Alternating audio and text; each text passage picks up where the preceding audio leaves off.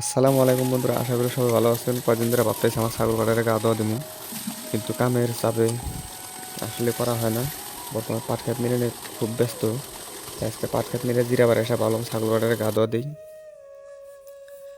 ছাগলের শরীরে লেত্রা থাকলেও মশা মাছি বেশি ধরে, 10-15 দিন পর ওরা আসলে গা ধোয়ানোর চেষ্টা করি, যদিও কামের চাপে আসলে করা হয় না।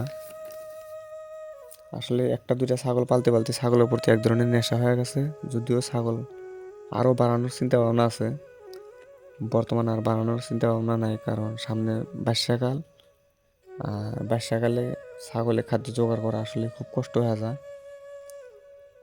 বর্তমান যদিও খাদ্যর কোনো কষ্ট নাই, যেহেতু আমরা কৃষক, খেতে প্রচুর ঘাস, তারপরে বোনা ঘাসও আছে। তো বর্ষার পরে ইনশাল্লাহ ছাগল আরও উড়ানোর চেষ্টা করবো। আর বর্তমানে আমি দেশি ছাগল নিয়ে এখন শুরু করছি, কারণ ছাগলের প্রতি আমার কোনো ধারণা নাই। বর্তমানে আমার ছাগল আছে 10-12টা। তো হুট করে আসলেই অতিরিক্ত কোনো কিছু ভালো না। অভিজ্ঞ যারা আছে তাদের পরামর্শ নিয়ে আমি হয়তো আরো বড় করার চেষ্টা করবো ইনশাল্লাহ। আল্লাহ যদি চায় অল্পতেই অনেক হবো। আরও আমার এর হাতে আসলে গরু পালারও ইচ্ছা আছে। ছাগল এত চঞ্চল প্রাণী, দেখেন কত ছাগল আসলে ডেরাগুলা দিছে। এই ডেরা মানে না, সব লাভটা লাভটা বাইরে আসছে।